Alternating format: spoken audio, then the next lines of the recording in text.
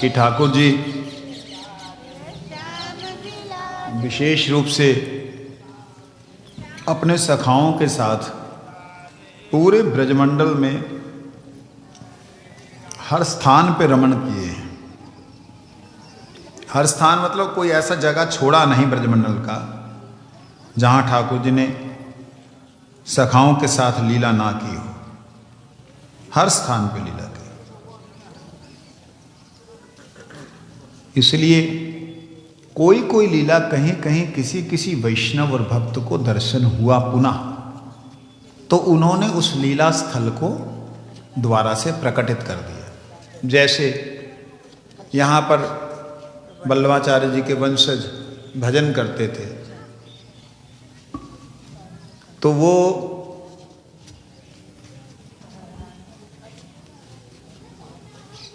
भजन करते थे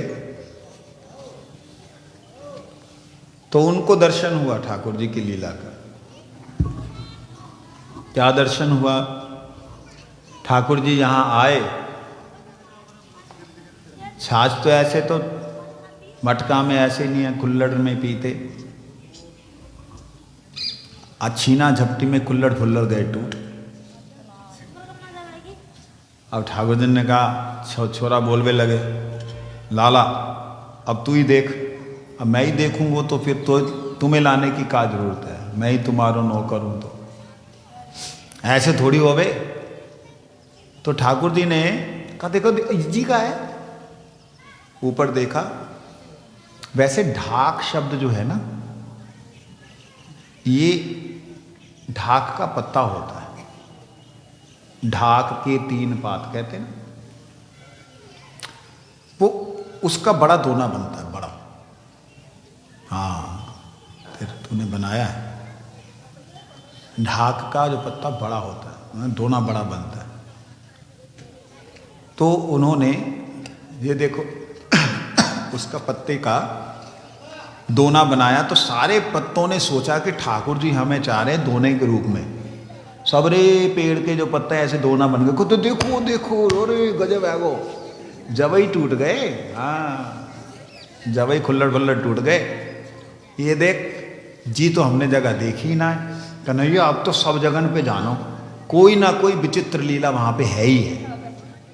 सखा कह रहे कन्हैया आप सब जगह जानो, कछु ना कछु तो विचित्र वहां पे है ही है। देखो ये जो पेड़ हमने कबू ना देखो, दोना बने हुए। अब सबन ने कही भैया तोड़ो, एक चढ़ो, इतने में माने एक तोड़ो, सबरे झड़ने लग गए। कहते अरे गजब है भाई, ये तो भाई कमाल ही है गई। और सबन ने उस दोना में मठा, छाछ, कड़ी, जो कुछ भोजन को व्यवस्था ठाकुर जी ने करी, भोग लगाए। ग्वाल बालन ने एक दूसरे को जूठन खायो, ठाकुर जी को खिवायो। जूठन खिवावे को रिवाज ना है, नहीं कहीं तो ये सबरे सबरे सारे सुसर लग जाएं और ठाकुर जी को खिवावे को, ले भैया हमारा हमने खा लियो, मीठो है ले तू खा ले, ऐसे ना है। वो उच्च स्तर की बात है। भाव अलग है, जगत अलग है। वहाँ पे ये भाव ही अलग है। वहाँ प्राण ही कृष्ण के लिए है। तो फिर क्या होता है, सखाओं का इस प्रकार से आग्रह होता है, कृष्ण अब सब जगह ही जाएंगे, कुछ ना कुछ तो है। और विशेषता यही है, जैसे ज्यों ज्यों पग ठाकुर जी आगे धरते हैं, आगे की जो भूमि है ना वो हरित भरित हो जाती है कि आज हमारी तरफ ठाकुर जी आ रहे हैं। आज युगों से हमने इंतजार किया था सखी, रज बोलते आपस में, आज युगों से इंतजार किया था, ठाकुर जी की प्रतीक्षा कर रहे थे, आज ठाकुर जी हमारी तरफ आ, प्रफुल्लित हो जाती हैं। हरित भरित जैसी हरी भरी होती हैं, पेड़ पौधे एकदम खिल है। देखो, इसलिए विशेषता है ठाकुर जी का।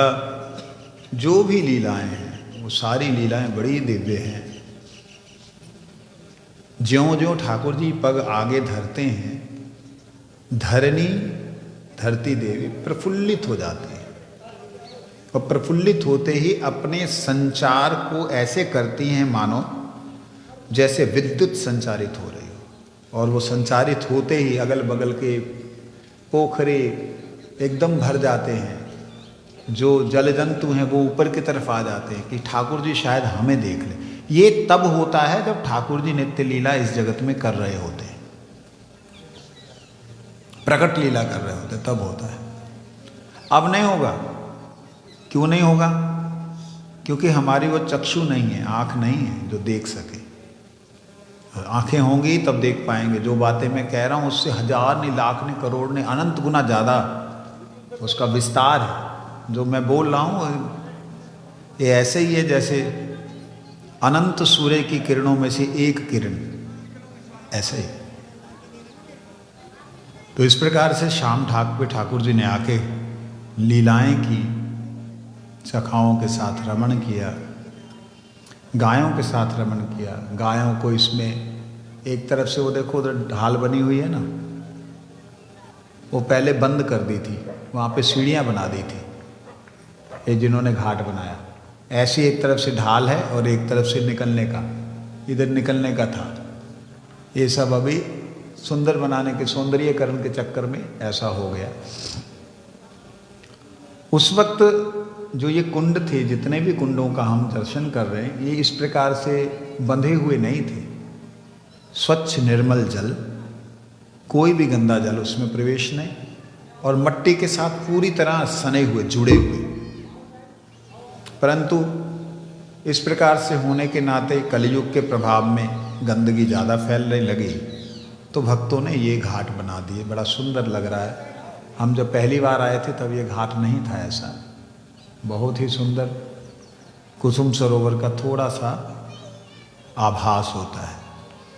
और जहाँ भी वल्लभ कुल के द्वारा निर्मित हुआ है वहाँ पर, अथवा गौड़ियों के द्वारा निर्मित हुआ, वहाँ पर 8 बुर्जियाँ जरूर रहती हैं, अष्ट।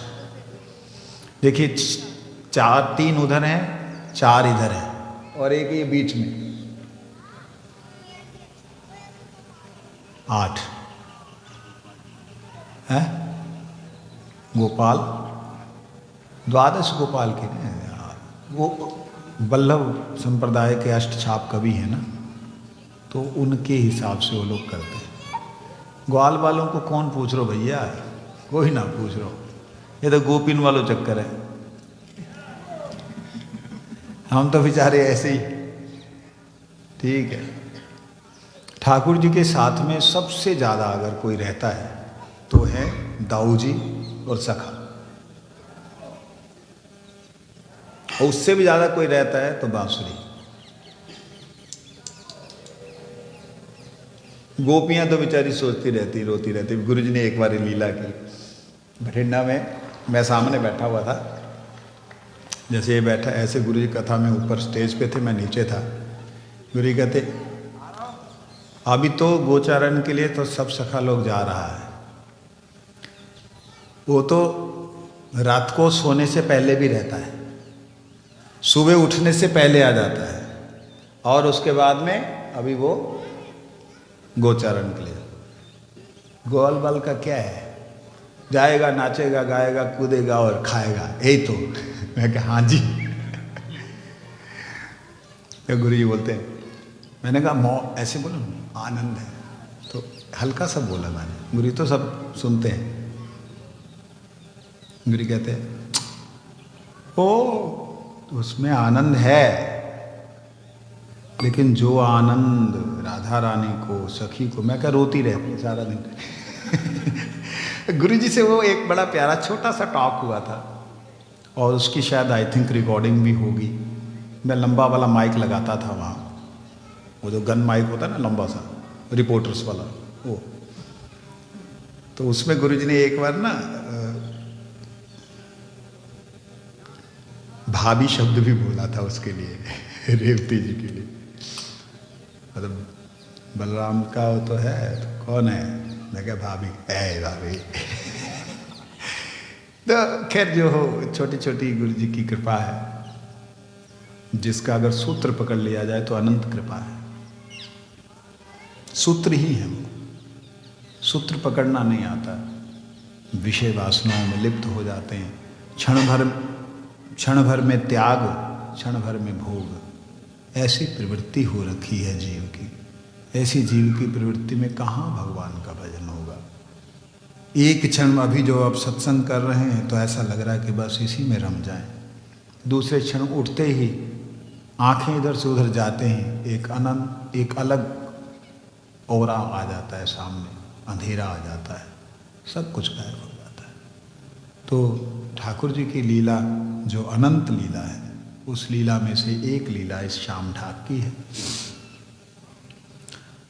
साधारणतः गौड़ीय संप्रदाय के जो बड़े आचार्यगण हैं वो लोग इस श्याम ढाक के अंदर आते नहीं थे, क्योंकि ये रास्ता बहुत खराब था, पहले बहुत खराब था। बरसातों के बाद भयंकर कीच होती थी यहाँ। ये तो बाद में रोड़ी वाला रास्ता बना, बड़ी भयंकर कीच होती, बसें आ नहीं सकती थी, पैदल आते लोग गिर गिरा जाते, तो बड़ा ज़्यादा उत्पाद मतलब था यहाँ, तो आते नहीं थे।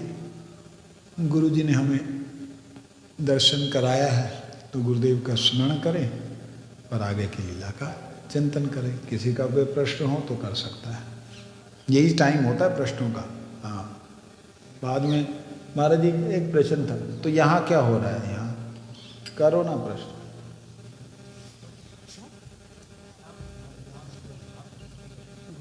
बताया होगा हमने।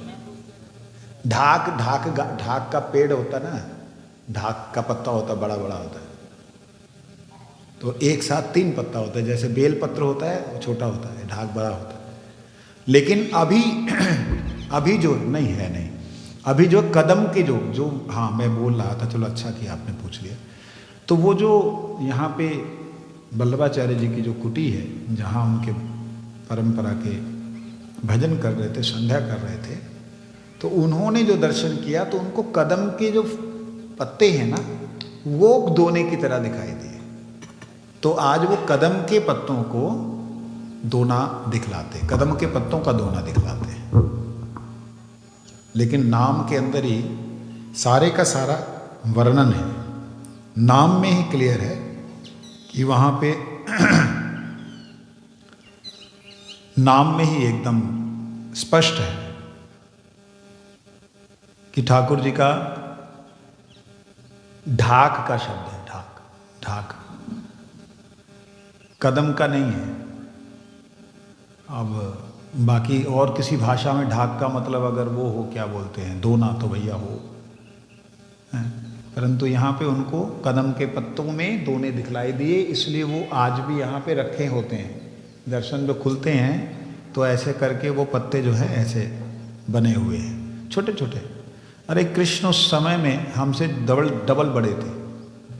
वो लोग अपने हाथ के 7 हाथ के थे, हम अपने हाथ के कितने हाथ के हैं?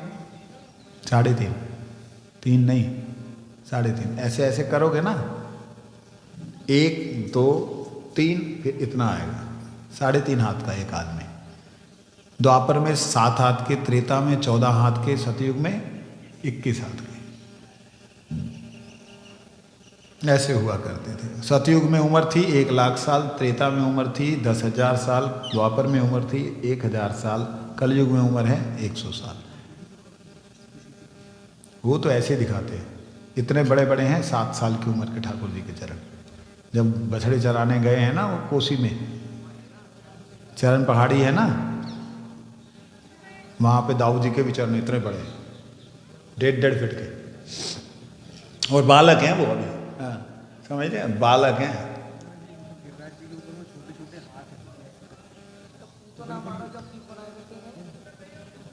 ना उसमें ऐसा है उसमें ऐसा है कि जब ठाकुर जी ने बांसुरी बजाई है ना, ठाकुर जी ने बांसुरी बजाई, जो जीव जहां था वहीं स्थिर हो गया, क्योंकि वो आखिरी बार ठाकुर जी ने ब्रज में बांसुरी बजाई है प्रत्यक्ष रूप में। और वो जो जहां था वहीं पे, मतलब जो पत्थर थे वो पिघलने लग गए, चलने वाले रुक गए, जो पेड़ पौधे थे चलने लगे, मतलब उल्टा हो गया, सब कुछ उल्टा हो गया। और ऐसी अवस्था में वो किसी के भी हाथ हो सकते हैं, ठीक है। और श्रद्धा है, गिरिराज जी में है, साक्षात गिरिराज जी, इसलिए भगवान ही है, भगवान के ही है। बहुत सारे जीवों के हाथ हमारी तरह हैं, तो किसी के भी हो सकते हैं, लेकिन ये है कि भगवान के हाथ है, बस यही मानना है हमने, क्योंकि भगवान के ऊपर ही है, गिरिराज जी के ऊपर। तो इसलिए किसी की भावना को आहत ना करते हुए सत्य वस्तु को समझने का प्रयास करना चाहिए। क्या लीला?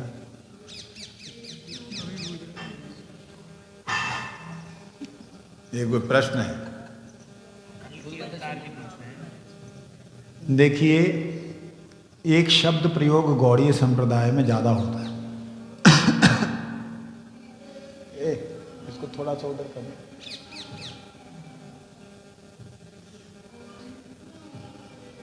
पारकिया भाव। पारकिया भाव क्या होता है? किया शब्द का अर्थ होता है उसकी। ये किसकी है? फलाने की है। किया मतलब फलाने की। तिया, जैसे तिया बोलते हैं स्त्री को, ऐसे किया शब्द जो है ये फलाने की है। पारकिया मतलब ये है इसकी, लेकिन है इसका दूसरे के साथ स्नेह। प्रेम जो है, पति के अलावा दूसरे के साथ प्रेम होना ही पारकिया भाव। परंतु पारकिया का सही शब्द अर्थ अगर भी देखेंगे तो आपको समझ में आएगा। पर मतलब होता परमेश्वर।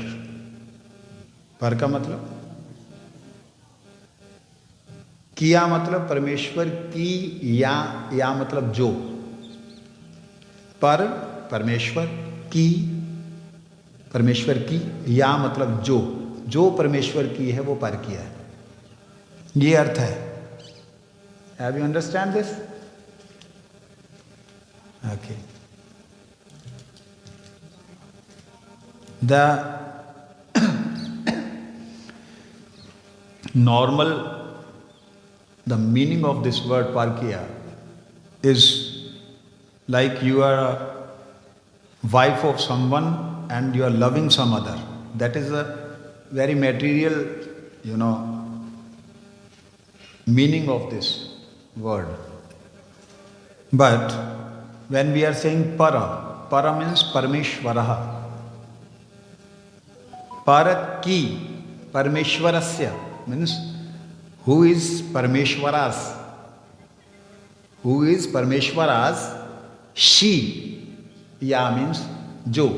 Ja means who is parmeshwaras? That. परमेश्वरास दैट। पार की या, लो जी अंग्रेजी में भी अर्थ कर दिया।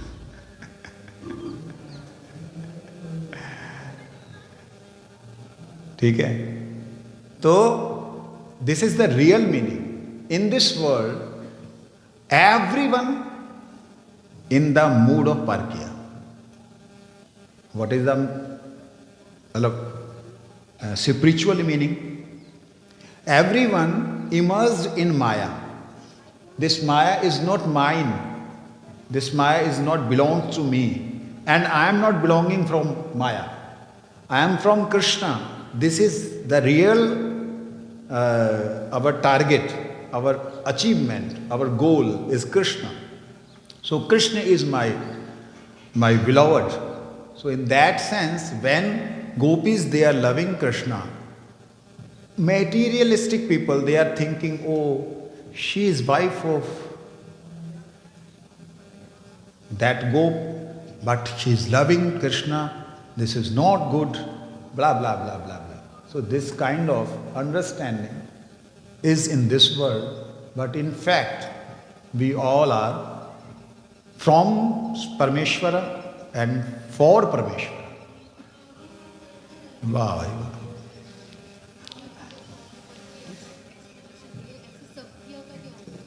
स्वकिया तो मतलब स्व मतलब अपनी। अपनी जो है स्वकिया, अपना जो है उसकी जो है। स्वकिया जो है उसके अंदर यह है कि वो पति पत्नी का एक दिव्य भाव रहता है। पारकिया में होता डर डरा के मिलना, और डर डरा के मिलने में ज्यादा मजा है ना फिर ऐसे ही सीधा चल।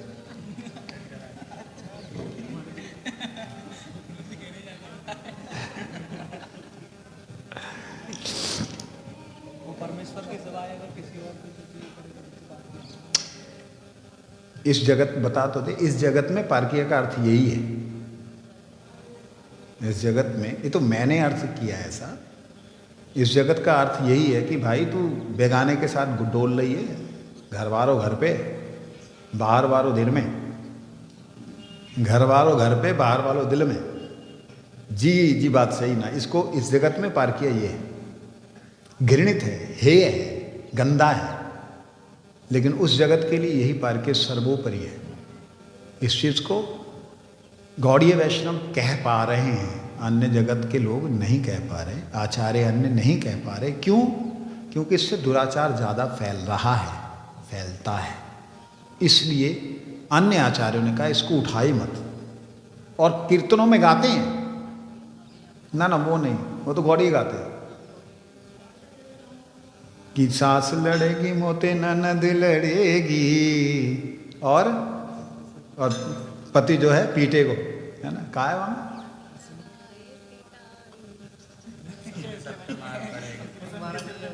हाँ, खसम की सिर पर मार पड़ेगी, है ना, ऐसे है ना। तब सारे भजन ऐसे ही हैं, सारे भजन पारकीय वाले ही हैं, लेकिन बोल नहीं सकते।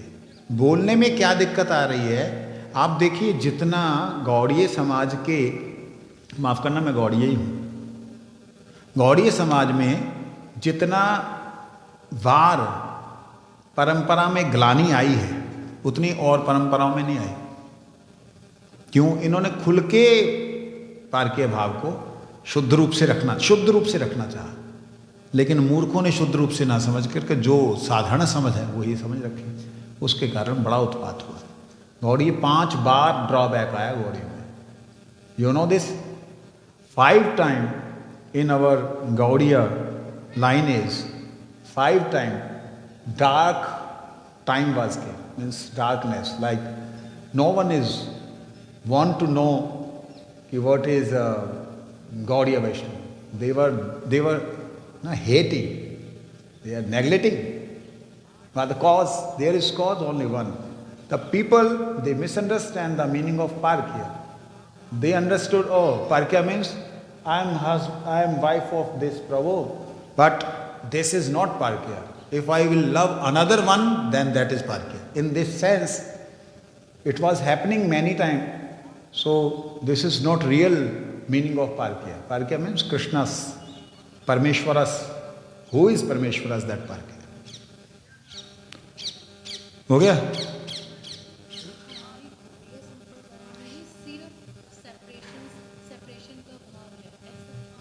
ऐसा नहीं है, सेपरेशन का भाव है, भाव नहीं है ये सेपरेशन वाली। तो मूड में तो ठाकुर जी गए और गोपियां रोई कि नहीं रोई, भागवत में है कि नहीं है। अब उसे कोई मानता नहीं है, इसलिए कि भैया हमें ना चाहिए। अब नहीं चाहिए तो तुम्हें जो चाहिए वही मिलेगा। ये था महाप्रबंधन थे, एक्सेप्ट किया है, लेकिन वो नहीं चाहते हैं कि तू दूर रहे, वो विरह में नहीं रहना चाहते। लेकिन विरह में जितना मिलन होता है, मिलन में उतना मिलन नहीं होता। देखो कैसे, आप मेरे सामने हो, मैं आपके सामने, हम दोनों प्यार की बातें कर रहे हैं, ठीक है, ये है मिलन। लेकिन आप मेरे सामने नहीं, आपके सामने मैं नहीं, आप और मैं दोनों तड़फ रहे हैं मिलने के लिए। कैसे तड़फ रहे हैं? कोई भी आवाज सुनी, आ गया, और उठ के देखा है नहीं। हर क्षण, हर पल, हर शब्द, यहां तक कि हवा का झोंका भी उसे कृष्ण स्मृति कराता है। और एक है मिलने के समय खुद को ही भूल जाता है। बोलो वृंदावन। एक सब समय कृष्ण स्मरण होने लगता है, खुद को भूल जाता है। कौन सा श्रेष्ठ है? विरह। इसीलिए विरह भाव गौड़ीय वैष्णव ने बड़े विशेष रूप से स्वीकार किया है।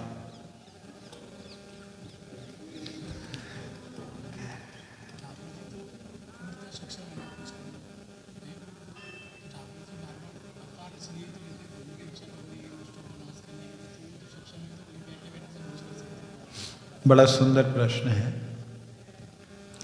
भगवान तो सर्वशक्तिमान है, वहीं बैठे बैठे तो जो जो फ्यूज हो रहे हैं उनको इशारा करें, कोई भी भगवान की शक्ति आके उस फ्यूज को खत्म कर देगी, ठीक कर देगी। कोई भी शक्ति, हनुमान जी आके रावण को मार डालते भैया, सीधी सी बात। माने नाक में दम कर दियो, अकेले नहीं, हाँ, जला बला दियो तो ना कुछ कर पाया। रावण कहता बाप रे तू भाग यहां से। हनुमान जी अकेले कर जाते हैं। मतलब भगवान को एक भक्त, एक शक्ति इस जगत में जितनो धर्म स्थापन करनो, जितनो अधर्म को नाश करनो, सब कछु कर सके। भगवान को आना क्यों पड़ता है? क्योंकि भक्त भगवान के बिना नहीं रह पाता। कहते प्रभु कुछ भी हो जाए, आपका दास तो आपका दास ही है ना। पत्नी जो है वो बिछोह में तड़प रही है, विदेश में गया है पति, पत्नी को लेटर दिया उसने अपने मित्र के हाथ से कि ये मेरा विशेष मित्र है, इसका ख्याल रखना और मैं बड़ी जल्दी आ जाऊंगा। क्या पत्नी सुखी होगी? जितने भी पत्र लिखो प्रियतम, जितने भी पत्र लिखो प्रियतम, बिना तुम्हारे नहीं है जीवन, बिना तुम्हारे नहीं है जीवन। जीवन धन तुम्ही, जीवन धन तुम, जीवन प्राण, ना आए अब निकले प्राण। तो ठाकुर जी भी इसी तरीके से भक्त के साथ में उठना बैठना रहना चाहते हैं। अगर केवल दुष्ट होते, धर्म संस्थापन होती तो कोई भी करके, हजारों अवतार हो चुके हैं, हजारों लाखों अवतार हो चुके हैं जिन्होंने धर्म की स्थापना की। ये ऐसा नहीं होता कि भाई कोई भी महात्मा जो है वो उसने कुछ बहुत लाखों लोगों को लगा दिया। लाखों लोगों को ऐसे नहीं लगा सकता, उसके अंदर भगवान की शक्ति का आवेश होता है और उसको बोलते शक्ति आवेश अवतार। वो जो लाखों लोग उसके पीछे उसके लिए मरने मिटने को तैयार हो जाते हैं ना, उसका कारण होता है भगवान की शक्ति। वो उसी भाव में आते हैं कि हम कुछ करेंगे। अब कोई लोग बोलते हम हिंदू राष्ट्र बनाएंगे, कोई कुछ बोलता मतलब सनातन धर्म की रक्षा करें। इस तरीके से जो लोग करते हैं वो भगवत शक्ति से ही करते हैं। तो उनसे तो धर्म का संस्थापना कर पा रहे हैं, लेकिन उनसे क्या हमारे को आनंद आवेगा? रहने दे यार, सिद्धि विद्धि लेके बैठवा रहा है, हमारा ज्यादा भी ना माने, हड़ा तो ना चाहिए, तो ना चाहिए, हड़ा कृष्ण चाहिए, है कि ना। तो कृष्ण की इच्छा, राम की इच्छा, विष्णु भगवान की इच्छा भक्त जब करते हैं तो भगवान अपने दासों को भेज करके काम आगो। तू पूछ ले, तू पता तो लगे भाई लाइव में कि हाँ भाई तू भी कुछ जानकार है।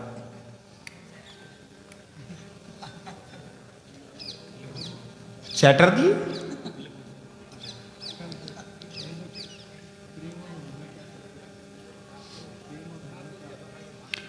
कहते प्रेम और मोह में क्या अंतर है? मोह और प्रेम में बाहर से दिखने में अंतर नहीं है, लेकिन अंतर क्या है? ध्यान से समझ लोगे समझ में आ जाएगा। वह वस्तु, जो वस्तु तुम नहीं हो, तुम्हारी नहीं है, उससे प्रेम करना मोह है। वह वस्तु तुम नहीं हो और तुम्हारी नहीं है, उससे प्रेम करना मोह है। वह वस्तु जो तुम हो और तुम्हारी हो, उससे मोह करना प्रेम है। इससे प्रेम करना मोह है, उससे मोह करना प्रेम है। समझ आई? नहीं। ये शरीर मेरा नहीं है, पंचमहाभूतों का है, इससे प्रेम करना मोह है। मैं आत्मा, मैं परमात्मा का, इससे मोह करना प्रेम है। क्या बात है? हो गया?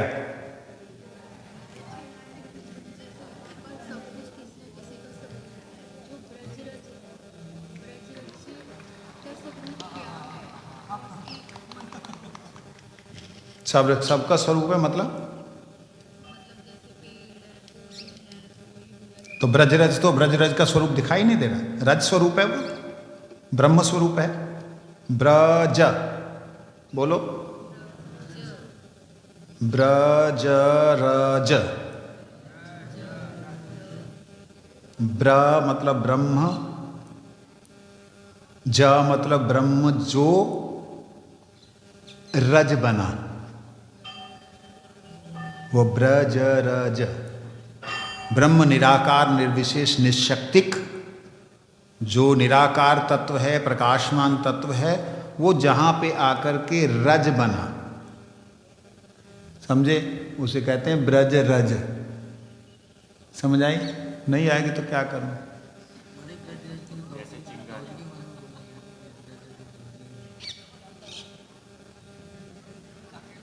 जो मैंने ब्रह्म की बात की, ब्रह्म का मतलब ये सूर्य का प्रकाश मान लो।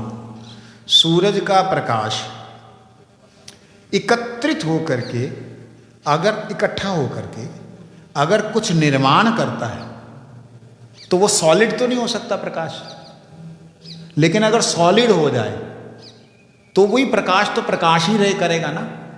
तो ये ब्रज रज सॉलिड ब्रह्म है। सॉलिड ब्रह्म का मतलब प्रकाशमान तत्व है।